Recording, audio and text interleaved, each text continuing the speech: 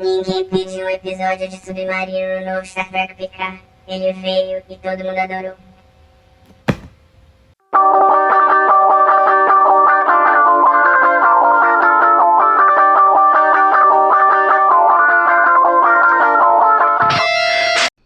A situação da Titan não está das melhores no início do episódio. A tripulação se vê obrigada a se refugiar do ataque da Striker no interior de uma misteriosa nebulosa. Além da caçadora de recompensas perseguir com armas bem acima da média, os sistemas de navegação vão se tornando quase inúteis dentro da nuvem cósmica. Apesar do clima tenso e de ser o momento de se preocupar com a própria vida, está também na hora de Picard confrontar Beverly e conhecer mais sobre o filho. Sem dúvida, é um excelente momento para fazer uma DR de 20 anos, levando em conta que a espaçonave que estão viajando está no meio de um jogo de gato e rato num ambiente desconhecido. A Dra. Crusher tenta explicar a Picard o que a motivou a esconder que ambos tinham concebido um filho e a criá-lo sozinho. Picard fica devastado e sente que Beverly roubou dele uma oportunidade de ter mudado sua história. Enquanto isso, na ponte, a estratégia de se esconder na nebulosa não dá muito certo, já que a nave caçadora consegue detectá-los de alguma forma, e manda logo um monte de torpedo na raba da Titan, que sofre muitos danos. O ataque fere gravemente o Capitão Shaw, que como último comando para a nave e a tripulação, passa o comando para Riker. Muitos anos-luz dali, Raf acorda na La Sirena. Sim, esse era o nome da nave principal das temporadas anteriores de Picard. Lá ela finalmente tem um tete-a-tete com Worf, que era o seu contato com informações privilegiadas de dentro da Federação. Ele explica que o ataque é só o começo e ambos começam a matutar sobre a situação. Nesse interim, Raf se questiona ao sentir os efeitos da droga que teve que usar para se infiltrar no covil do criminoso Ferengi, porque ela insiste em se meter em situações perigosas que levam a vida pessoal dela para o buraco. Worf responde, porque você tem alma de guerreira. De volta a Titan, Riker e Picard começam a se estranhar discutindo estratégias. Isso porque Riker acha que Picard está agindo de forma irracional e arriscando a tripulação para proteger sua recém-descoberta família. E Picard acha que Riker está na defensiva porque ficou com medo da morte desde que seu primeiro filho com a conselheira Troi faleceu. Na ala médica, onde Jack e Beverly Crusher tentam ajudar a tripulação, que não está lá muito alegre com a presença deles, o capitão, que está em situação gravíssima, sussurra para Jack uma dica que pode virar o jogo. A Titan está, de alguma forma, deixando rastros. Jack consegue a ajuda de Seven, que está presa em seu dormitório pela insubordinação nos capítulos anteriores. Ao perceber que a nave está intencionalmente vazando Verterium, sei lá o que é isso, ambos se prontificam para parar os vazamentos e se dão conta que há um traidor ou infiltrado na nave que está fazendo as sabotagens, e facilitando para os caçadores de recompensa. E é enquanto Jack está consertando dos vazamentos que ele é atacado pelo sabotador, que, é um changeling. Meu coração não estava preparado para esse momento. Voltamos a Raf e a Worf, que saem caçada a um homem chamado Titus Riker, que teria sido pago para mentir sobre o terrorista falsamente acusado de cometer o ataque. Depois de algumas trapalhadas, eles conseguem pegar o cara e o prendem na La Sirena. Lá, depois de um interrogatório em que as visões de mundo de Worf e Raf colidem, ambos conseguem algumas respostas. O terrorista é capturado, porém, começa a ter uns siricuticos que a Raf primeiramente identifica como um rebote de toda a droga que o cara tinha usado. Mas aos poucos o rosto de Titus começa a ficar meio gelatinoso, e o Worf no ato sabe do que se trata, um changeling, como os que ele enfrentou quando serviu na Deep Space Nine. O episódio se encerra de forma catastrófica. Picard opina que o Riker e a Titan têm que atacar e sair da defensiva. Riker faz isso e todos se ferram de verde, amarelo, azul e branco quando a Striker usa a arma de portais para redirecionar o arsenal da nave contra eles próprios. Riker fica indignado e acusa Picard de ter matado a todos. Com a espaçonave toda ferrada, a tripulação agora está à mercê da misteriosa nebulosa, de onde não estão sendo capazes de sair, e dos caçadores de recompensa, que podem voltar a qualquer momento para terminar o serviço. Primeiro eu queria comentar que eu não sei que psicose que me passou, que no vídeo anterior eu chamei o tempo todo o Jack Crusher de Jake. Tô medicado, já passou, então vamos agora ao que eu achei do episódio. Sobre o fim do mistério da identidade de Jack e não Jake, inclusive, eu preciso dizer que a cena toda dos dois discutindo é excelente. Isso é uma bela vibe Star Trek fora da seara da direção de arte, mas sim no roteiro e na forma como os diálogos são construídos. Primeiro, eu achei muito bom que logo no segundo episódio eles acabaram com o mistério e pronto. Aceite ou não aceite, não ficaram enrolando por 10 episódios para dizer finalmente a identidade do cara. Segundo, porque a própria construção dos argumentos é muito boa. De um lado, Picard e do outro, a Beverly. Porém, nenhum dos dois está completamente com a razão. A Beverly, se você parar pra pensar na história dela, Jornada nas Estrelas, tem toda a motivação pra ficar com medo de simplesmente ter uma vida a dois, ou mesmo de ter o Picard presente na vida do filho. E da mesma forma, o Picard sente que ele deixou passar essa parte da vida dele, que é a parte social afetiva, em prol de viver aventuras nas estrelas, e hoje ele meio que paga o preço por isso. Isso é um dos motes das 2 primeiras temporadas de Picard, apesar de fazer de uma forma tão ruim que você nem repara tanto. Ainda falando mal, porque eu não consigo não falar mal por muito tempo, das temporadas atuais de Jornada nas Estrelas, é interessante perceber que a conversa entre eles não deixa aqui claro que há uma resposta certa, nem uma moralidade que exprima que um dos dois está certo, ou que os dois estão errados, ou que um está certo e que o outro está errado. E por que isso é importante? Porque isso é bem em acordo com o que a gente espera de Jornada nas Estrelas anteriormente.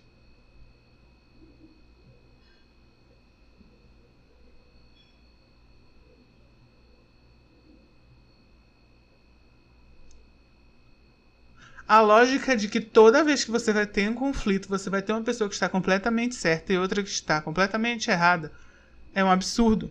Tanto na vida real como no mundo da ficção. Isso deixa a história muito chata e muito infantil. Às vezes uma pessoa pode até estar errada, mas ela está fazendo algo com boas intenções. Ou às vezes você é que acha que está fazendo uma coisa boa, mas na verdade está equivocado. E é ao ouvir os outros que você percebe que você errou. Nesse caso, você vai ter os dois discutindo e chegando à conclusão de que erraram em algumas coisas, mas que acertaram em outras, e defendendo suas respectivas posições. Toda a parte do Worf, agora mudando um pouco o foco, para mim foi excelente. Apesar da Ref dar umas escorregadas. Eu acho que estão fazendo tudo o que podem para salvar essa personagem que não foi bem escrita, essa é a realidade. Mas agora tem uma chance de redenção. Ele não só lembra o Worf de sempre, como traz uma nova dimensão pro personagem. Essa vibe mais, vamos dizer assim, mais serena, mais tranquila, mais sábia. Eu gostei bastante. Mas óbvio que a coisa mais empolgante do episódio foi trazer os Changeling de volta. Eu não lembro como era o nome deles aqui no Brasil, mas os Changeling são aquela raça de extraterrestres que são os principais vilões do Deep Space Nine. Eles são seres que são capazes de trocar de forma, mas literalmente qualquer coisa. Eles podem inclusive se transformar em objetos.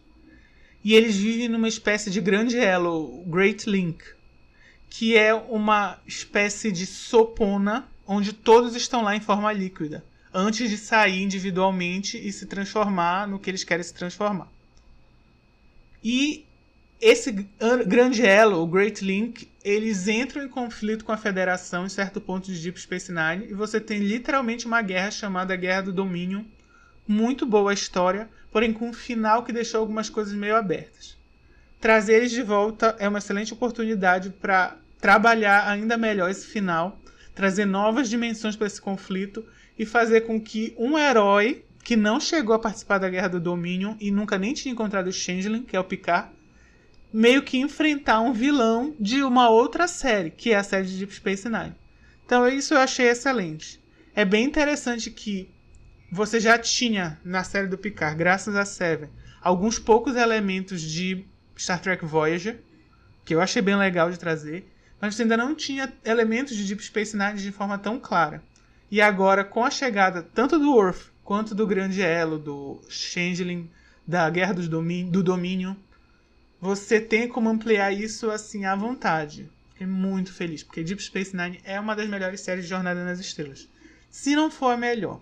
Ainda que não tenha os melhores personagens, não necessariamente também os melhores episódios, você tem alguns melhores momentos, alguns dos roteiros mais interessantes, e você tem toda uma preocupação em falar de ocupação, colonização, guerra, consequências da guerra. É bem interessante.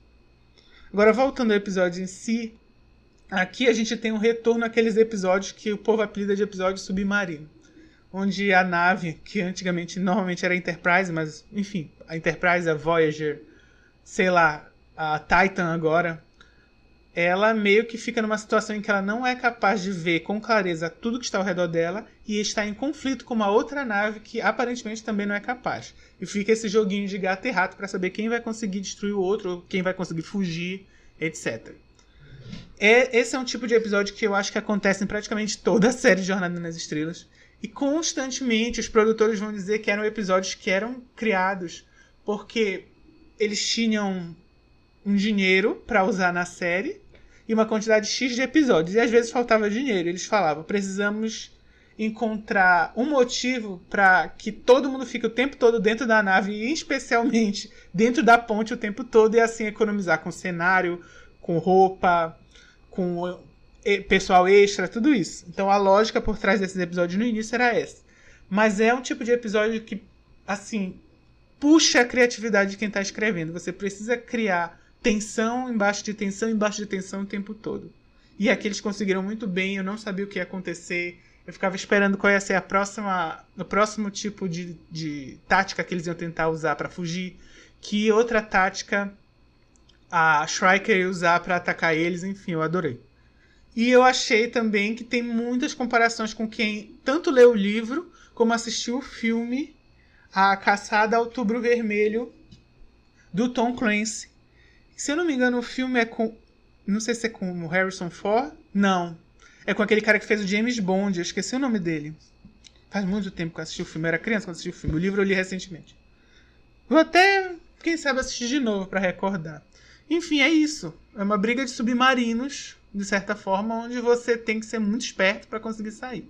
E nesse caso eles foram bem competentes. De novo, novo personagem que foi criado, o Shaw. É um personagem que está se mostrando bem divertido, porque ao mesmo tempo que ele se mostra competente, ele tem uma personalidade muito diferente do que se espera da Federação de antigamente. Então isso é uma boa forma de fazer uma ponte entre o que a Federação está sendo agora para o que ela era no passado. Eu espero que, sei lá, de alguma forma esse personagem apareça ainda mais e mostre outros lados. Eu espero um pouco mais da Seven nos próximos episódios. Eu entendo que não é a série dela, é a série do Picard e dos outros protagonistas de Next Generation. Mas eu acho que ficar presa o tempo todo parece que sempre encontra uma forma de impedir a Seven de fazer alguma coisa. Não sei, acho meio estranho. Mas é isso. Eu gostei, o Changeling aparecendo foi pra mim um dos melhores momentos de 2023, sem meme. Por enquanto, grandes momentos de 2023. Top 10 do Changeling aparecendo, porque eu não li nada. Vou dizer pra vocês, eu não li nada, não tinha a menor ideia, ainda não tenho a menor ideia de como vai terminar, não tenho a menor ideia de quem vai aparecer, eu não li nada. A única coisa que eu sabia é que todos os protagonistas do Next Generation iam voltar. Era isso que eu tinha conhecimento. E depois li que a Rupi Goober não vai voltar como Guinan, e ela explica, ela até convida os atores para ir lá no programa dela. É isso. Então eu não tinha a menor ideia. Quando aconteceu, vendo que eles provavelmente vão ser os principais vilões, nossa, eu fiquei muito alegre.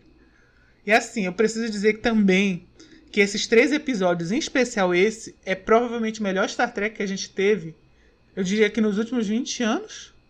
Quando foi que acabou Enterprise? Enterprise não foi tão bem assim. É melhor do que a gente tem agora, mas nossa senhora, como que foi bom. Eu não vejo a hora da próxima semana, gente, que alegria que tá sendo isso. Muito obrigado por você que assistiu até aqui. Se você gostou do canal, clique em curtir. Comente o que você acha de Star Trek, comente o que você acha do episódio. E compartilhe, por favor, com os amigos que também gostam de Star Trek ou que querem entrar nesse universo. Obrigado e até o próximo vídeo.